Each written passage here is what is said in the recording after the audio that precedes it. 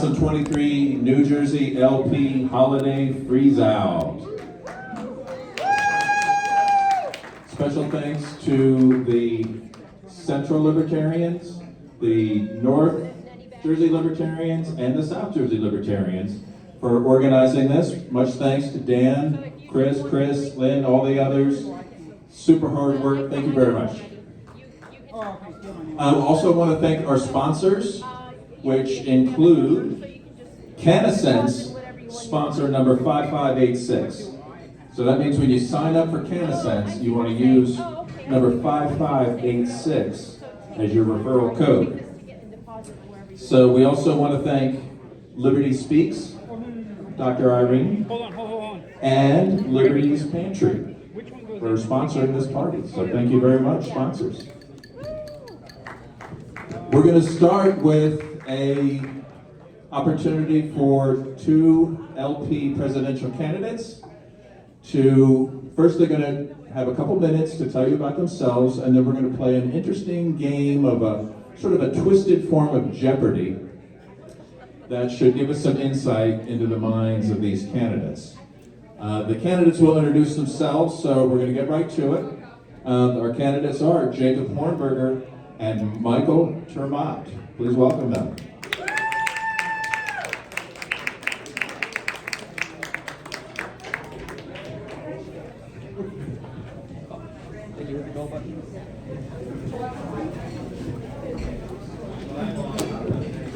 Since you're here first, Jacob, I'm going to let you go first. Please take about a couple minutes and just let everybody know about you and why you are seeking the candidacy for president. Okay, testing. All right, it's nice to be here with you. I'm Jacob Hornberger at your Christmas shindig here. Thanks for inviting me. You know, next year, 2024, is the 80th anniversary of Friedrich Hayek's book, The Road to Serfdom. And if you're satisfied for settling for a continued life as a serf in America, then you can go ahead and elect any of my opponents for this nomination, because all of them are dedicated to coming up with reform proposals that will improve the serfdom way of life under which we've all been born and raised. Particularly, for example, in the area of immigration, and their support in one form or another for America's immigration socialist system, and that's what it is, and the immigration police state that exists along the border, which of course is supported also by Trump, DeSantis, Biden, and the rest of that state's ilk. Or we could also talk about their support in one form or another of the crown jewel of American socialism, Social Security, which they all support continuing because they say that America has made a contract with this evil program, or a contract with socialism that they say needs to be honored. Now, I ask you, who in the world is going to vote for that kind of message? And I'll tell you who's going to vote for it. 1% of the electorate. The Wall Street Journal just came out with a brand new poll yesterday that said the Libertarian Party presidential candidate gets 1%.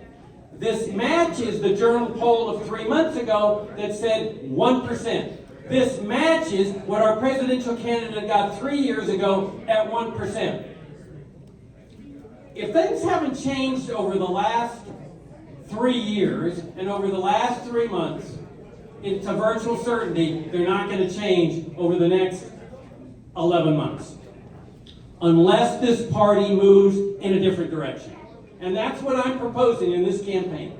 That we change directions in this party in a very dramatic way. That we run a presidential campaign that is based totally, 100%, no exceptions, completely on genuine, true, pure libertarian principles, including open borders, including the eradication of Social Security, Medicare, and every other socialist program in our land. If we do this, I say we stand a good chance of breaking into the 10 or 15% category in the national vote. But if we stay with the same reform-oriented, Republican-like message that has defined our presidential candidacies for the last 20 or 25 years, we are consigned to the 1% max, and we get a life of continued road to serfdom rather than a life of liberty, which is our job in this party, to lead America to liberty. Thank you very much. Our next candidate is Mike Tremont. This thing working okay? Can you hear me in the back okay? That's too bad. I'm probably going to say a few things that are going to piss you off. I hope that's okay. We good? My name is Mike Tremont. I'm in this race because our government has gone off the rails. I don't think there's too many people in the room here who are going to argue with me about that. We have a huge opportunity in 2024, and I think we all understand why, right? The leadership of the Republican Party is, at best, weird. The leadership of the Democratic Party is, at best, weird. I have a full head of gray hair, by the way, of which I am very proud. And the President of the United States is approximately my mother's age. I find that slightly strange. I also find it strange that our government is on a course to go fiscally bankrupt over the next couple of decades. No one seems to be talking about that. This election cycle is not going to be about small things. It's going to be about big things. It's not going to be about something small like, here's my favorite stupid example from elections past. Youngsters, ask your parents. This is not going to be about what should the full retirement age be for Social Security, right? It's going to be about who has the guts to stand up and say, recruiting young people into a program like Social Security, which is a Ponzi scheme, is evil. If you're waiting for a Republican or a Democrat to say it like it is, I think you're waiting for something that's not going to happen. I'm running a campaign that's a little bit different than what you normally see inside the Libertarian Party. We run with a lot of credibility. We run a very principled, forward platform, and we back it up. One of the things we back it up with is my own personal background. I've had 2 careers in public service and public policy. I was a professional economist for 25 years. I've taught at the university level. I worked for the White House. I had my own business educating bankers for quite a few years. As a second career, I worked as a police officer in South Florida for 11 and a half years until a couple of years ago. That's weird. It's a strange experience, but one that teaches you that we have bad public policy both at the national level and at the local level. We have bad zoning, bad housing, and most importantly, bad education policy in the United States. We have a number of things that we need to talk about. We'll start talking about them tonight. We're going to have a good time. But remember, in the back of your mind, what is really at stake here is absolutely deadly serious. Look forward to talking to you all. Thank you both. We're going to begin this twisted game of Jeopardy right now. So behind you, you see these topics, I guess we'll call them. Since Jacob spoke first, we're going to let Mike pick the first topic. We're going to pull it down, and behind it is the answer, and then you will provide a question. I know it sounds weird, but it'll make sense. Well, Jeopardy is weird. I would like, how high is that fence, jab, jab, the juice, balloon, indoctrination, potpourri? Just pick one. Just one. Pick one to start. Oh, boy. It's not very libertarian. They got rules and everything. Let me have Fed up. Okay. Fed up. Since the inception of the Fed, it has failed to do any of the things it was supposed to do, such as stabilize the economy. Instead, it has led to ongoing war and financial turmoil. Given its track record, these are logical next steps for a prosperous economy. These are logical next steps for a prosperous economy. And the correct response is... Give your answer in the form of a question. The correct response is, what are replace the leadership of the Fed, change our monetary policy, and eliminate the Federal Reserve System completely to prevent it from issuing a digital currency on its own. And you know why that's the case. The Fed wants to issue a digital currency so that Bitcoin and Ethereum are unable to compete with the dollar. This is something that we need to stand up against right away. It's also true that we need to replace the Federal Reserve System because the monetary policy we have in this country stinks. It is true that after 100 years we see that it can't mitigate the boom-bust cycle, but it's also true that no matter whether there's Republicans or Democrats in office, the Fed seems to keep propagating greater and greater levels of inflation. I believe we need to end it lock, stock, and barrel. Thank you. Jacob, you can either answer that question or pick a new category. It's up to you. Well, let me address this one. This one's very intriguing because Mike left out a big portion of his reform plan when it comes to monetary policy. That what he has long called for, and you can go find it on his Gold New Deal website, is what I've been complaining about in this party, is standard reform of welfare, warfare, state programs. His proposal calls for a rules-based system where the Treasury Department will be charged with expanding the money supply to equal the growth rate in the economy. So if the growth rate in the economy is, say, 4%, he says the Treasury Department should expand the money supply by 4%. That's just an inflationary rate of 4%. And it's based on the dollar system, the paper money system, that is no part of the Constitution. Mike says he supports the Constitution. The Constitution makes gold and silver coins legal tender.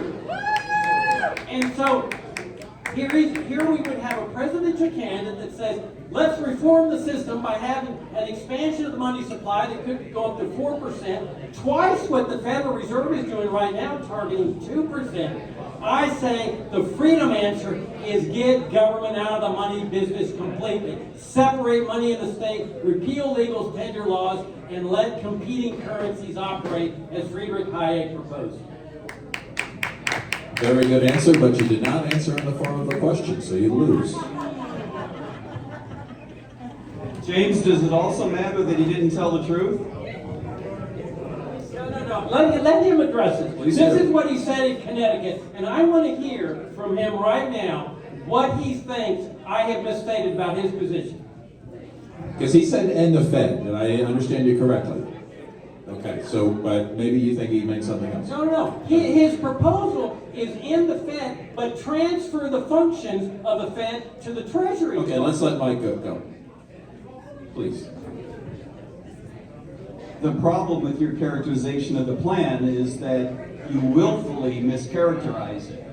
We can argue about whether or not it's a good idea, but I think we ought to tell the truth about what each other's ideas are. I don't lie about your ideas. You shouldn't lie about mine. The idea is to replace the monetary policy we have today in the United States with a rule that says the monetary base, which is to say the amount of money in our economy, is no longer subject to some discretionary group of individuals that just willy-nilly increases it by 10% or by 2% or by 15%. The idea is, this is a Milton Friedman idea, by the way. I can't take credit for coming up with this. But the idea would be to let the amount of money in our economy grow by a small amount to match the underlying growth rate. Say 2%, it could be 4%, that sounds a little bit high, but it could be something like 2 or 3%. The idea is that and this is something that I know you're not good at math, so you're not going to get this, but I think our audience will. Inflation doesn't come from the expansion of money, it comes from a mismatch between the expansion of money and the underlying growth rate of the economy. So the idea would be to target zero inflation by allowing money to grow at the rate of the underlying economy, and that's it. Okay. What You guys got that, exactly right? did I misstate about your position? You said that it would target 2 or 3 or 4% inflation, which is completely dishonest. I said if the growth rate is 4%, you favor an expansion of the money supply of 4%, and that's the Milton Friedman plan. That's standard trying to reform the current status, the current system. You called it twice the Federal Reserve target of 2%. Yes, 4% is half of 2%. The current target right now is 2% growth in the That's money not supply. true. That's a complete lie. You're telling me that the Federal Reserve is not targeting the money supply growth at 2% right now? That's exactly what I'm telling you. It targets 2% inflation. I know you don't know the difference, so maybe I should explain it to you. Well, explain to me why the Austrians define inflation as expansion of the money supply and increasing prices as a result of inflation. That's not true. The Austrians don't describe inflation as being defined by the expansion of the money supply.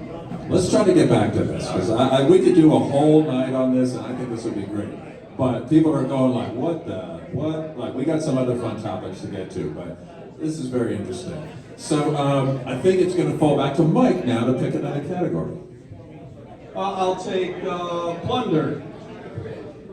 Hey, plunder it is.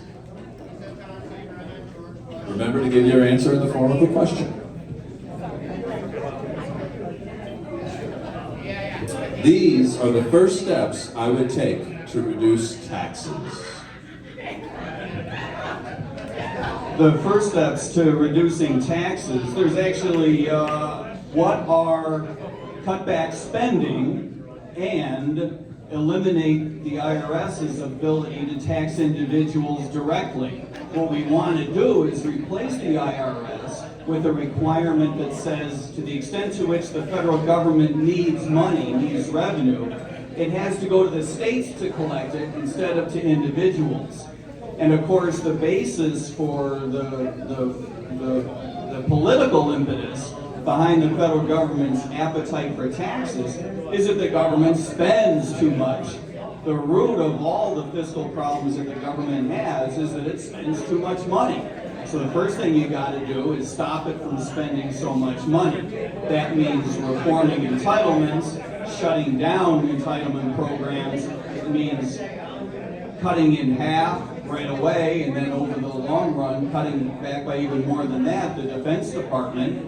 It means vetoing legislation that would do anything but cut back our federal budget by 20% a year for several years. So that's the root cause of taxation. We got to cut back spending.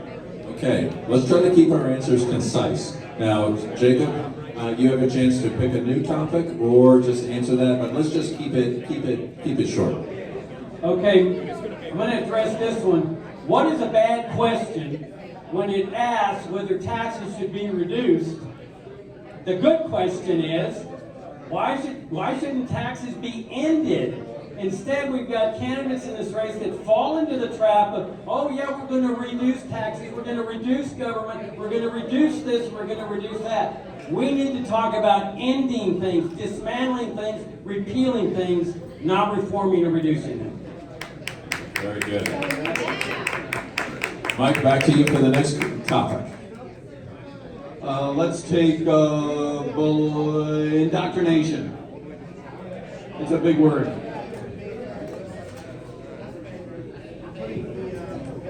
John D. Rockefeller said, "I don't want a nation of thinkers, I want a nation of workers." The Rockefeller Foundation is currently writing the curriculums in most of America's public schools. These are some of the steps to improve the next generation's education. What are get the federal government out of the education business completely and allow everyone's on board with that one, and require communities to make competitive our education system so that families can choose which school is best for them, whether it's a private school or a public school. So let me just clarify. So get the federal government out, but then when it comes to local schools, it's still, what is it? Make it a competitive situation. Allow private schools to compete with public schools by making, we call this school choice in most states, allowing the money that communities raise for purposes of educating youngsters, make that available to private schools or public schools. And eventually public schools will go out of business. What about the property taxes that currently fund public school? Property taxes in most communities are too high. but we do want individual communities to make decisions for themselves regarding what they want their levels of taxation to be. We are big advocates for reducing this because a lot of the money that's raised on the community level is mismanaged. We have specific plans for how to change the way that we manage police, change the way that we manage schools. But your question, or I should say your answer, was about the Rockefeller Foundation. And the Rockefeller Foundation uses the Department of Education to influence local school curriculum. Okay, Jacob, would you like to address that or pick a new topic? Yeah, no, I'll address this because it shows another difference between us. What is the best way to end indoctrination except by ending government involvement at all levels, federal, state, and local? A separation of school and state. That's the only way to get rid of this dysfunctional system and establish educational liberty in our land. Boom. Thank you, Jacob. Okay, so unfortunately it's working out so Mike gets to pick all the topics, but let's just continue. Go ahead, Mike. Let's go with who's on first. Please try to keep your answers short so we can get through these. Hopefully we'll get to some audience questions as well. So, okay, the WHO is passing international amendments to the May 2024 binding control for any perceived health threat. This is kind of worded strangely. This is the question you're going to ask is, this is the answer, this is the role for the USA on the World Health stage. What is exiting the WHO in order to exert our own sovereignty over decisions made in the United States. By the way, the proper role of federal government in this area is to get out of the business of affecting science and making rules about how you should be able to treat your body, the rules about how vaccines are developed, for example. But to your specific point, the federal government needs to get out of the WHO, which is promulgating amendments pursuant to a treaty to try to undermine sovereignty of not just the United States, but countries around the world. Did you say that in the form of a question? So I said, what is exit the WHO? Thank you. So, exiting the WHO. Jacob, do you want to respond to that, or do you want to just go on to the next? Pick one or you pick one. I got high, that's it.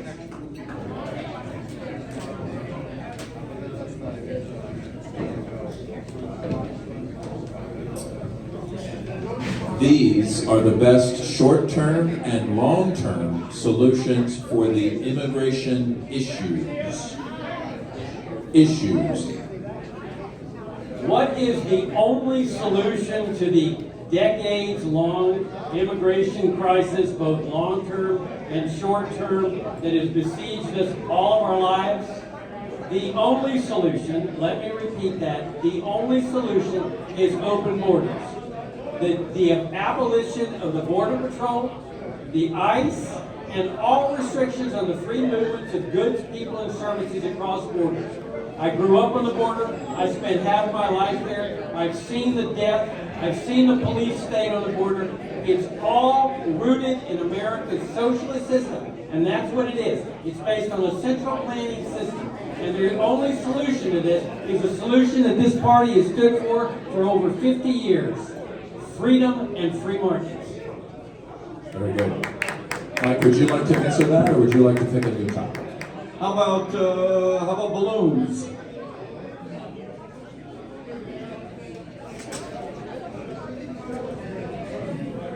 Argentina had an inflation rate of 143% before it elected a libertarian to become president. This is what it will take for the U.S. to elect a libertarian. What it'll take for the U.S. to elect a libertarian and get out from underneath all this inflation is for us to run a very principled platform with a very credible candidate. I believe that the kind of campaign that we're putting together is one that you will enjoy and appreciate, and you'll see some analogy between the campaign that we're building and that of Javier Milei. Thank you. Would you like to respond to that, or? No. Okay. Potpourri.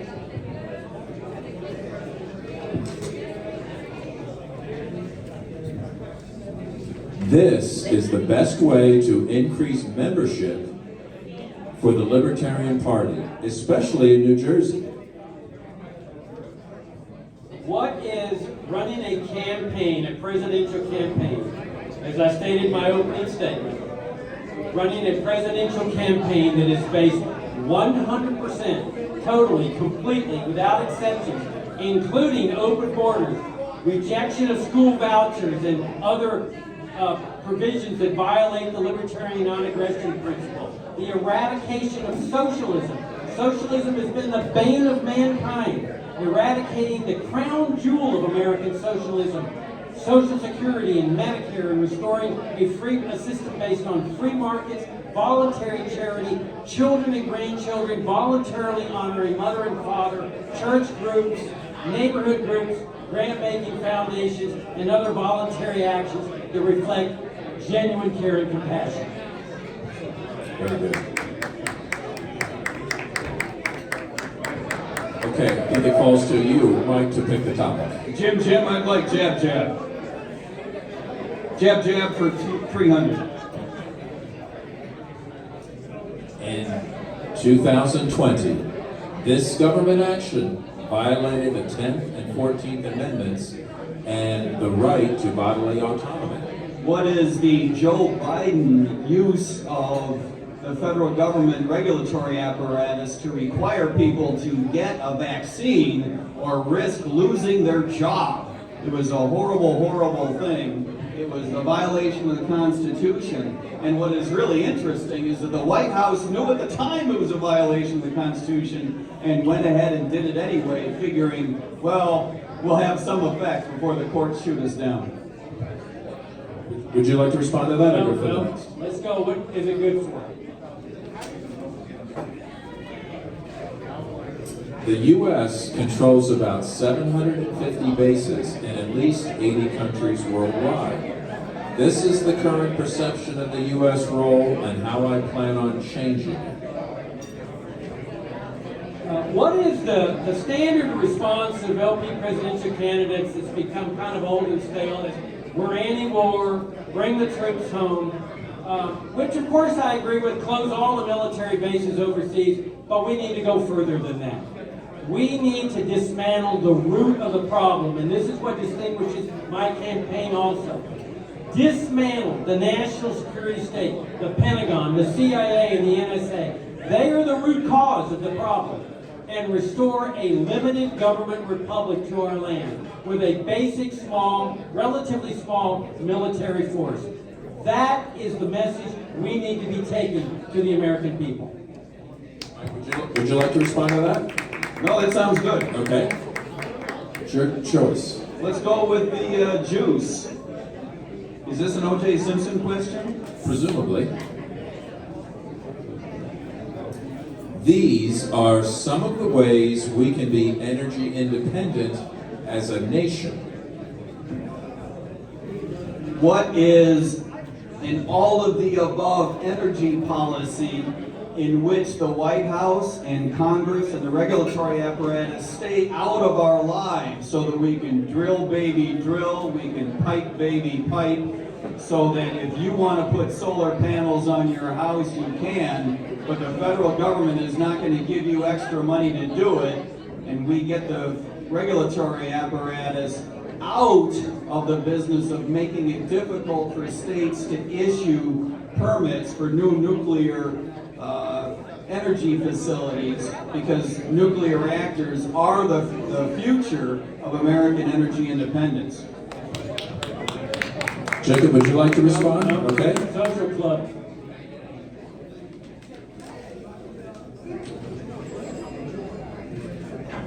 Free speech does not exist in most nations in the world. A social media post can get you imprisoned in some Western countries. This constitutional safeguard defends an individual against tyranny. And I'm putting that in quotes.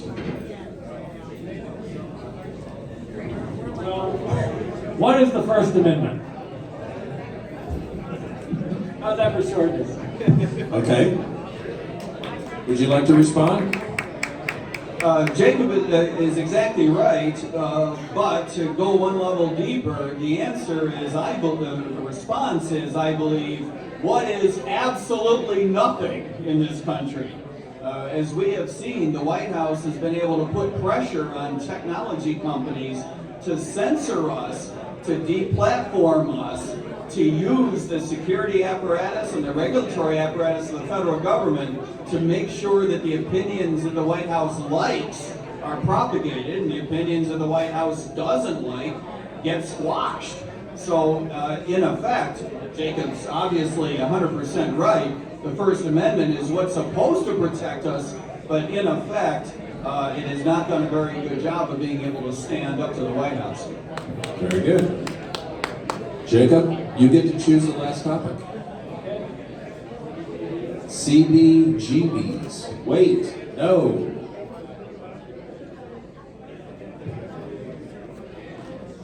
I think that's supposed to be CBDCs. I'm not sure. I didn't. Anyway. Cryptocurrencies are becoming so mainstream, even central banks want to roll out their own. This is the threat of centralized cryptocurrencies. Yeah, what is the threat to the state, to the government in terms of financial privacy? You know, we often think in terms of privacy generally, but it's really our financial privacy that has suffered the enormous assault by the U.S. government with the war on terrorism, the war on drugs, and that's why I continue to say is that as long as you leave government in charge of money in one form or fashion, whether it's the Treasury Department, the Federal Reserve, or what have you, you're going to get these kind of intrusive assaults on liberty and privacy like a central digital currency. What we need to make the case to the American people in this presidential campaign is a total separation of money and the state. That's what Hayek advocated, the total denationalization of money, and then we don't have to worry about it anymore because the government will not have the authority to deal with money under the Constitution. Very good. Mike, would you like to respond to that? Just real quick, you had said the threats of the central bank issued digital currencies. The answer being, what are violations of our privacy and our ability to conduct business throughout our economy without the Treasury Department and the Department of Justice looking over our shoulder every 30 seconds. We need to keep the Fed out of the business of issuing its own digital currency because it'll keep track of everything that you do, and we all know that the Fed will eventually turn that information over to the rest of the government. This is just another reason why we need to replace the Federal Reserve System completely. Okay, thank you. These are all the topics we have. I have one question for you, which kind of is connected to that question. I have a $100 Bitcoin contribution for each candidate that can receive it on their wallet right now. So show me your Bitcoin wallet, and I've got a $100 contribution for you right now. I have a Bitcoin wallet, but I don't think I can access it on my telephone. That was, by the way, I do not necessarily recommend accessing your Bitcoin wallet on your telephone. If you're unable to receive the contribution, you will not receive it. Yeah, I can't do it on my telephone. Jacob? Do you have, if you had like a QR code or an address, any way I can give it to you right now? Yeah, our I will give it to you. website will take it, but I can't show you my wallet on my phone. As Can you a give me former some kind police of a- officer, I can tell you, if you've got access to an account on your telephone and someone gets that phone, they can find a way to hack in, so be careful. Right, it's just pocket money you would keep on a phone wallet, obviously. But Good point. what I'm just saying is, so you can accept a Bitcoin contribution through your website. So I'm told. Okay, what up, Jacob? No. Oh, Jacob. $100. Oh. No, I can't. It's not even get much higher, All right, well, we're going to give Mike like bonus points. If you can make a contribution on the website, I'll give you 50 for getting halfway there. But I kind of expect to be able to accept, this under the table, dark money at any time as a candidate. Okay, like we don't have a lot of advantages. Okay, but we have to use what we do have. So we're gonna take some questions from the audience. What are you trying to say, Dr. Irene? Hi. Dr. Michael Barcelona. Hey, how you doing? Good to see you. Hey, Mike. How are you? Good, how are you? Good, I'm glad you made it. Sorry. We'll get right back to you on that. Yeah. So our third candidate was late due to personal problems. No, not problems, just Issues. He had issues. So unfortunately, he missed this portion. But if it's okay with you guys, we're going to bring him up to participate in the audience questions. Is that okay? Oh, excellent. Okay. All right. You at least you're capable of receiving honest money for your campaign. If anyone else wants to test our donation page, you should feel free to do so. Make sure it works out okay. That's fantastic. Is it okay with you if we invite Mr. Rechtenwald to come up for the audience questions? I can I have to take a vote on this. Democracy rules. Since he is late, I figure, we can at least get to make some jokes at his expense. Okay. All right.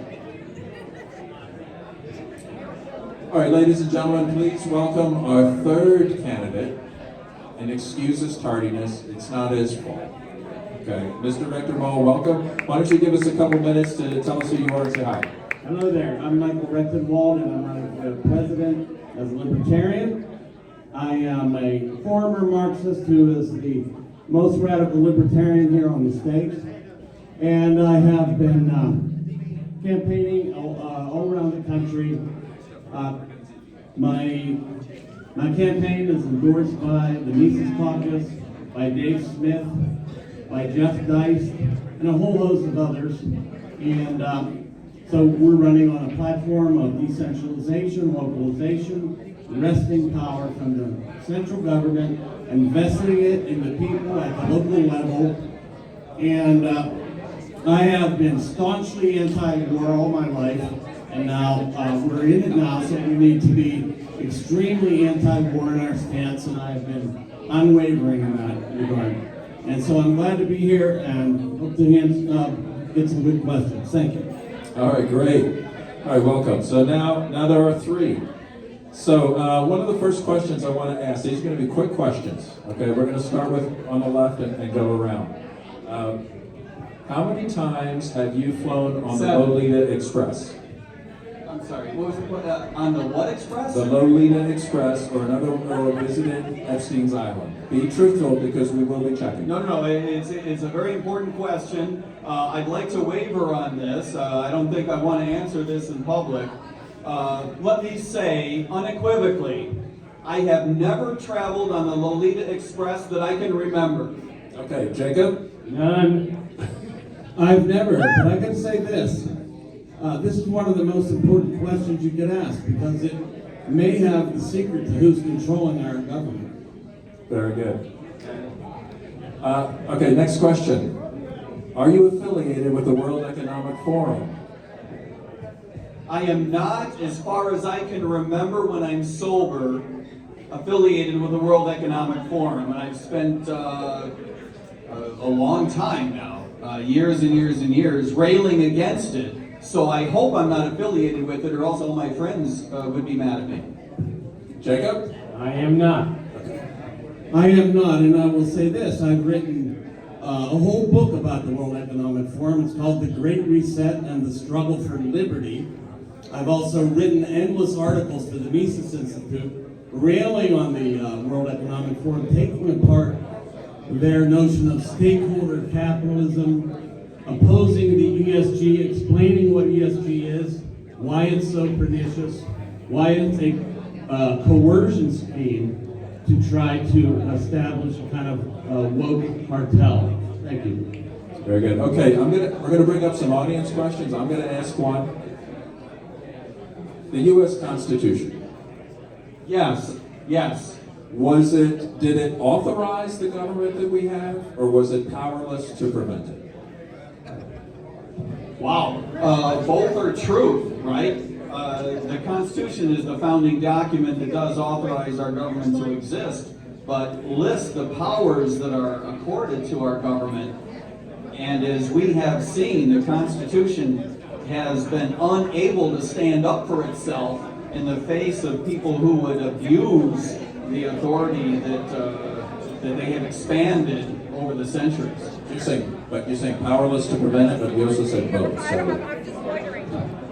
did it authorize what we have, or was it powerless to prevent it? Both. It absolutely authorized a delimited set of powers. But I'm saying what we have now. But what we have now is a constitution that does not have the teeth required to stand up against people who abuse power. Okay, you say both. Jacob? Well, the Constitution called into existence the federal government. And it's often said, oh, well, it failed because look at the giant welfare warfare state that we have. I don't believe that. I don't believe it failed. That the Constitution's like a seawall. A seawall protects a community from high tides, but it doesn't protect a community from a tsunami. So when a tsunami comes, you can't say the seawall's failed, because that wasn't the job for the seawall. For more than 100 years, Americans live in a society with no immigration controls, no national security state, no gun control, no drug war, no Social Security, Medicare, Medicaid, Social Security, welfare state, foreign wars. That's a pretty good track record. But when America started moving towards socialism, including in the area of socialist immigration controls and the immigration police state along the border, that was a tsunami, along with the welfare state, that the Constitution was never designed to prevent. The U.S. Constitution, did it authorize the government that we have now, or was it powerless to prevent it? I did not authorize the government that we have now because this government has usurped the Constitution on a regular basis. And so what we have is largely unconstitutional activities going on. And what my campaign is all about, which is nullifying unconstitutional laws and mandates at the local level. And was it powerless to prevent what we have? Obviously, apparently it was, right? So it may be a seawall, but I think it is not simply that we face a tsunami. I think the seawall had holes in it, frankly. Okay, very good. We are going to go to some audience questions. First question. Would you support repealing the Civil Rights Act?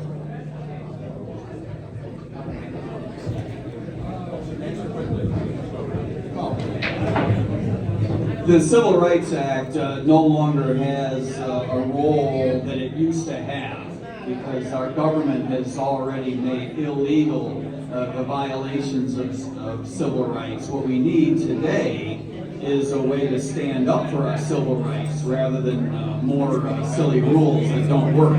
What we want is a federal government that stands up for our civil rights in the face of states trying to violate them. My mic is off,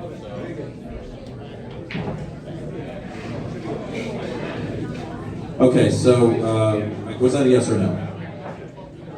That's neither. I wouldn't. Okay, Jacob? I would fully support Civil Rights Act with respect to voting rights. I think every single citizen of this country has a right to vote.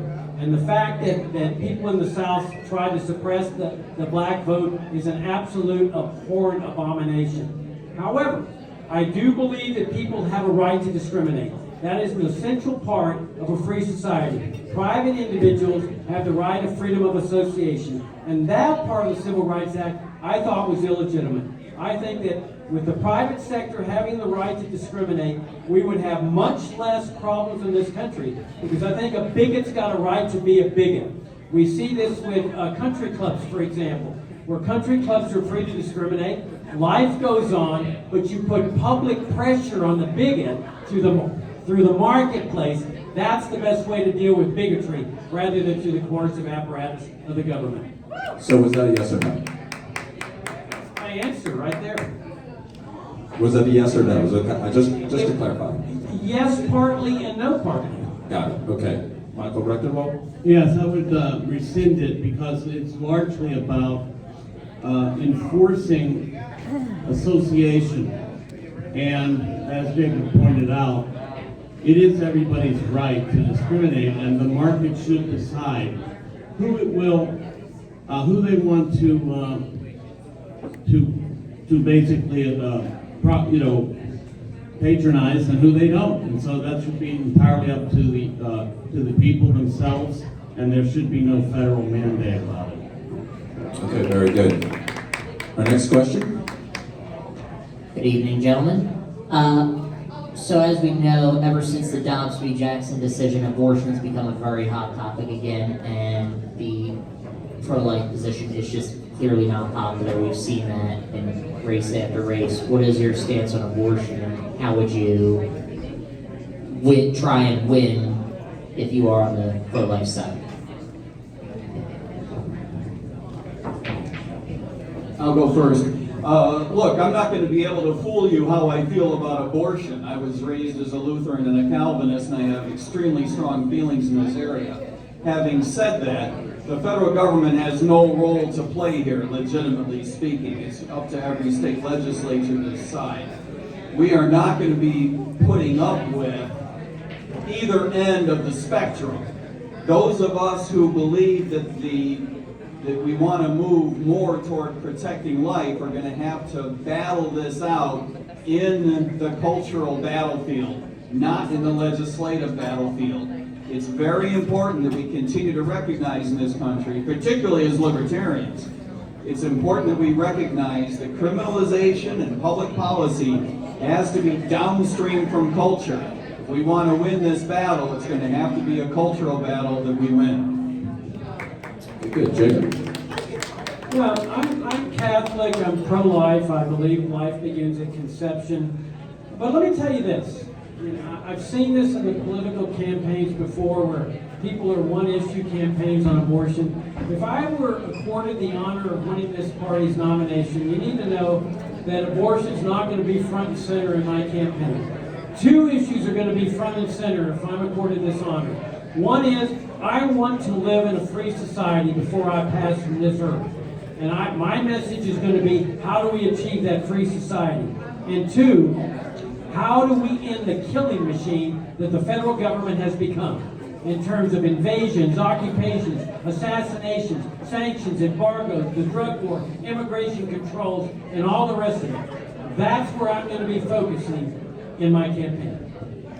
Very good.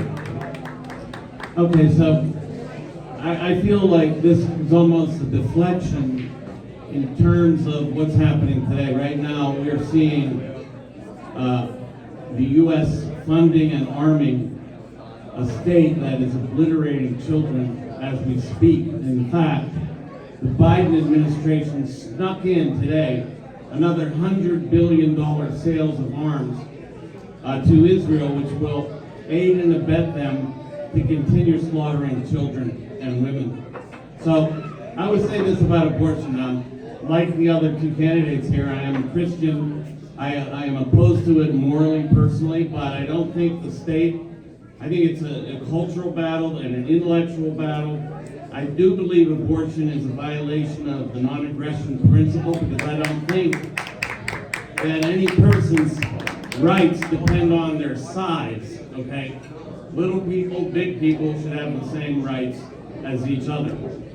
But I will not arbitrate this from the state position. I think it's ultimately a matter for the states, but more so, even further, I would go down to, it's a family level matter. And I think we need to enliven the American conscience about this, about abortion, and to win the battle, to convince people that it is a violation of rights, of human rights, but I don't think we should have the federal government dictating that at this juncture. Very good. Okay, if anybody else has a question, come on forward. I'm going to ask a question. but come on up.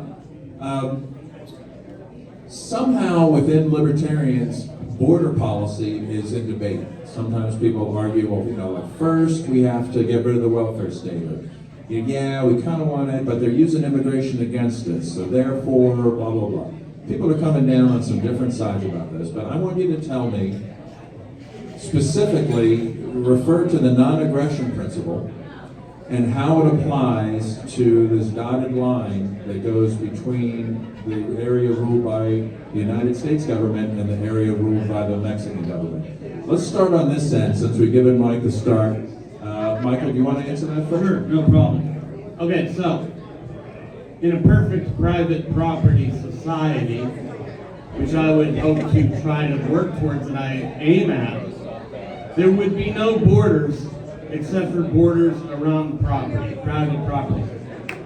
Likewise, people could enter property only upon invitation.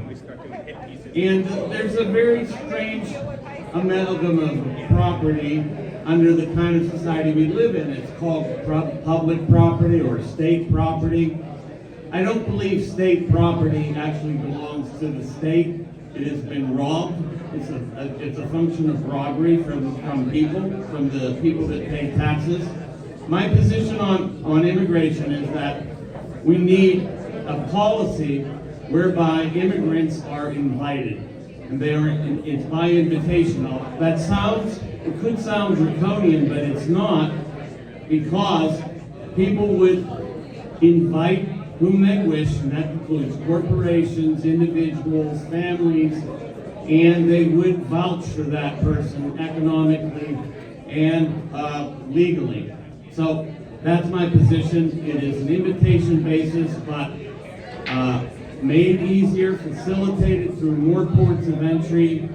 And I think also, I'm going to anticipate something here. When you have nothing but open borders, so-called, it does not eliminate the state from the issue, because the state is going to deal with these people in some way. And it is going to put pressure on the state to actually increase its repressive apparatuses in order to cope with the flood of immigration that you'll see as a result. I think we need sensible, invitation-only, liberalized immigration policy. Okay, you didn't actually mention the non-aggression principle, but that's okay. I think that uninvited immigration is actually a violation of the non-aggression principle, because you're infringing on the property of people who own. That is, the citizens who pay taxes on property. Collective ownership, okay. Jacob? If there's any issue that defines this campaign, this is it. And what you just heard is pure nonsense. When I came up here to New Jersey, I crossed several state borders. I remember seeing a sign, "Welcome to Delaware." I crossed the state border. I didn't initiate force against any person. I didn't violate the non-aggression principle, because when persons cross a border, they are not violating any rights whatsoever. What Michael hasn't told you is that he is a ferocious defender of America's immigration system right now. He wants to complete Donald Trump's Berlin Wall. He has made that clear, that if he's the president, he's going to complete that wall. This is the guy that he voted for. That's actually not true, but okay. All right, now we got some debate going on here. At the South Carolina debate, I pointed out that he defended Republicans and Social Security. That wasn't me. And he came over and said... That wasn't me. That was somebody else who owned my Twitter account before I did. I had actually took over that account because my other one was canceled because I said things that were too controversial to the pre-Elon Musk Twitter X company. So his story was that wasn't his tweet. That's a fact. That somebody hacked into his Twitter account. No, I didn't say that. I did not own the account at that time. I took over an account that somebody else owned. All right, now tell me And this. because of censorship, I was censored by Twitter. Tell me this, Mr. Rectenwald. That Dr. Dealer. Dr. Rectenwald, Did somebody hack into your Chronicle, the editorial department at Chronicles Magazine? No, I wrote everything that's on Chronicles magazine. Well, then why don't you explain to this audience the article in which you stated that Republicans need to complete Trump's Berlin Wall? I never said that. That's what you wrote in your Okay, article. well, you'll have to pull that up because that's not what I said. actually. All right, we'll get back to that. That's pretty hot. That's not You're denying you wrote it. No, I never wrote those words. I've written several articles for Chronicles magazine.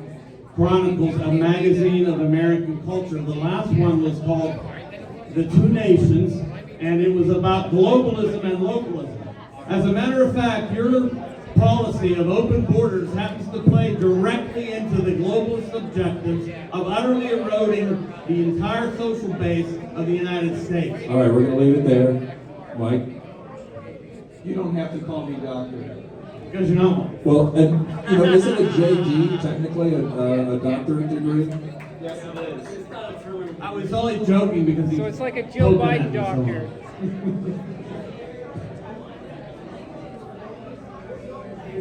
We need a more pro-immigration and a more pro-immigrant policy in the United States. Immigration is good for the United States. It's good for America economically. It's good for us fiscally in terms of bringing money into our government. Republicans won't tell you that. And it's good for us culturally. Immigration is one of those things that defines America in contrast to other democracies around the world.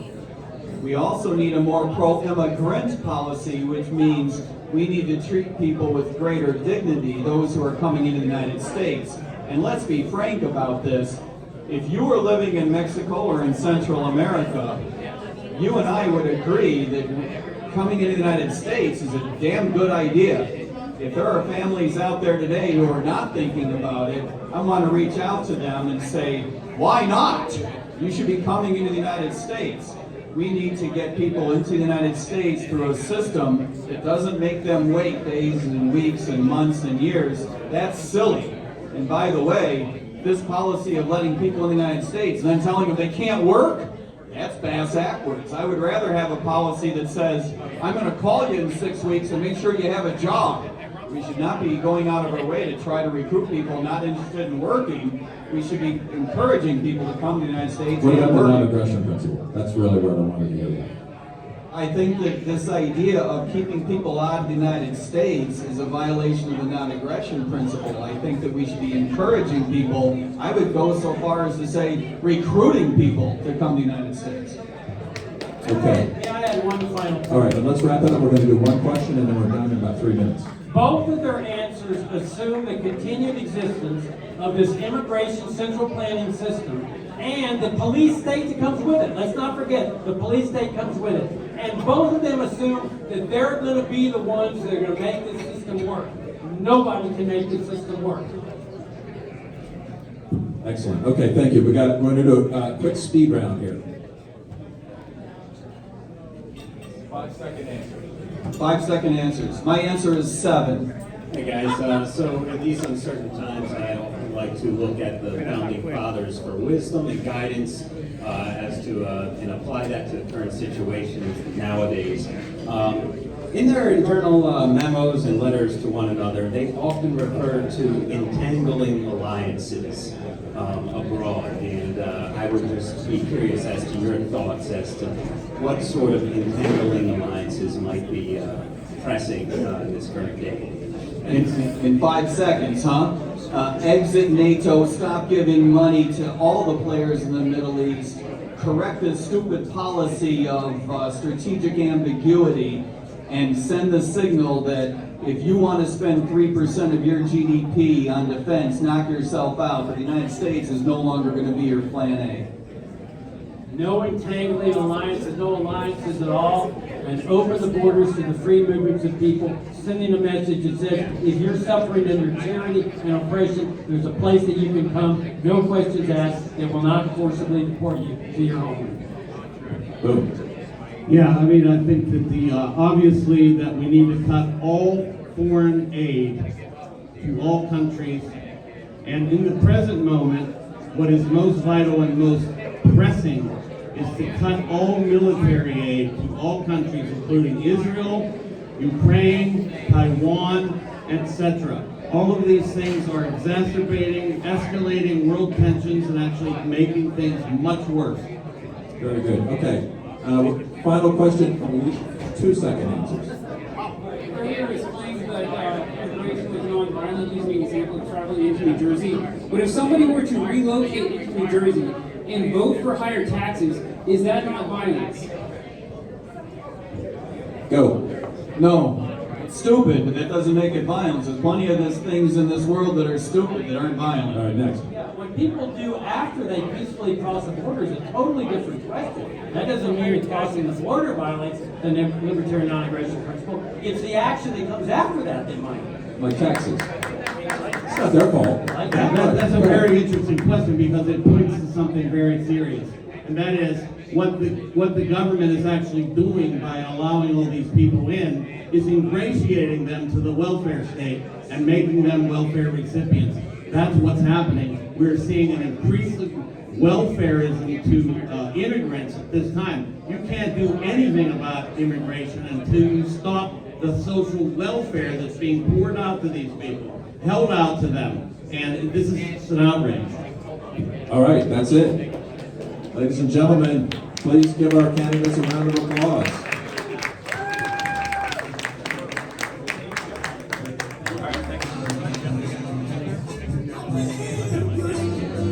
Okay, coming up right now, we have comedian Lou Perez.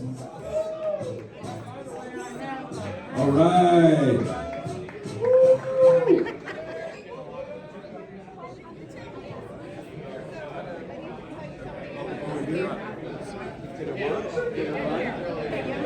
Great, this is a well-oiled machine that we're having right now.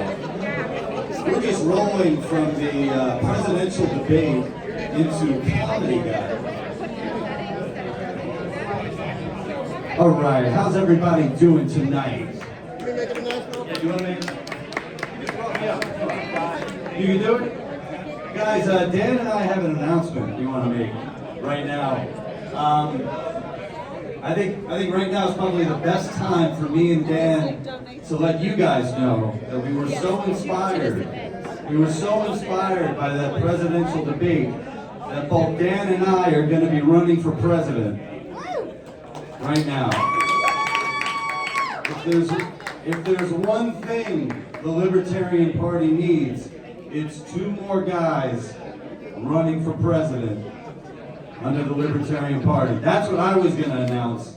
Dan, what are you going to announce? Everybody, if you could step up. Everybody at the bar, if you can kind of keep it down a little bit. We have our act coming up. So everybody move.